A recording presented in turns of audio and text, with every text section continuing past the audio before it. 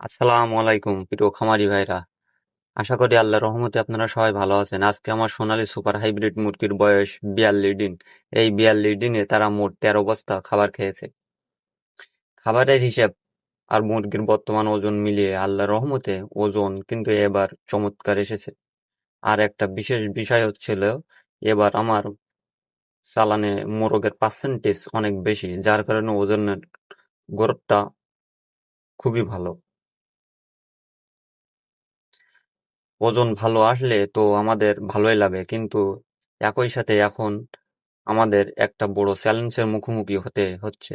আর সেই চ্যালেঞ্জটা হলো প্রচন্ড গরম। এই গরমে মুরগিকে কিভাবে সুস্থ রাখবেন, স্টক থেকে বাঁচাবেন, তা নিয়ে আজকের ভিডিও। 42 দিন বয়সে সোনালী মুরগির শরীরে মাংস অনেক বেশি থাকে। এই অবস্থায় অতিরিক্ত গরমের কারণে মুরগি খুব দ্রুত হিট স্ট্রোক করতে পারে। তাই এই সময়ে আমাদের প্রথম ও প্রধান কাজ মুরগির শরীরের ভেতর থেকে ঠান্ডা রাখা। এর জন্য আমাদের পরিমাণে ভিটামিন সি খাওয়াতে হবে। বাজারে ভালো মানের যেকোনো ভিটামিন সি বা ইলেক্ট্রোলাইট পাউডার পাওয়া যায়। এটা মুরগির শরীরের তাপ নিয়ন্ত্রণ রাখে, ধকল ও স্ট্রোক কমায় এবং পানির ঘাটতি পূরণ করে। এই গরমে দুপুরবেলা ভিটামিন সি মিশ্র পানি মুরগিকে এক প্রকার জীবন রক্ষাকারী ঔষধ।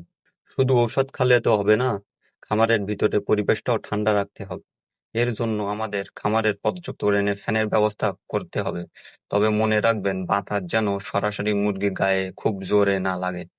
বাতাসটা যেন গরমের হাওয়া বের করে দেওয়ার মতো করে সেট করতে হবে। আর যদি সম্ভব হয়, ফ্যানের চেয়েও সবচেয়ে কার্যকরী ব্যবস্থা হলো ঝর্ণা অথবা ফগার। খামারের চালের উপরে ঝর্ণা ফিট করতে পারেন, অথবা খামারের ভিতরে ফগার সবচেয়ে দারুণ কাজ করবে। ঝর্ণার ব্যবস্থা করলে খামারের তাপমাত্রা 2 থেকে 4 ডিগ্রি পর্যন্ত কমানো সম্ভব হয়। আর ফগার সিস্টেম করলে তাপমাত্রা আরো নিয়ন্ত্রণ করা যায়। দুপুর 11টা থেকে বিকাল 4টা পর্যন্ত রোদের তেজ বেশি থাকে। তখন খামারে যেন কোনো মুরগিকে নাড়াচাড়া না দেওয়া হয়। এই সময় মুরগিকে ডিস্টার্ব করবেন না। পানির পাত্র সবসময় ঠান্ডা পানি দিয়ে পরিপূর্ণ রাখবেন।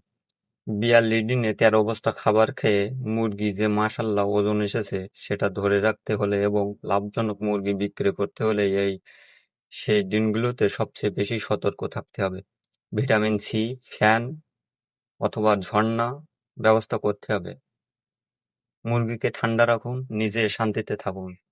তা কোনো কিছু জানার থাকলে কমেন্টে জানাবেন। ভিডিওটি ভালো লাগলে শেয়ার করবেন। আজকে এটুকুই। আসসালামু আলাইকুম।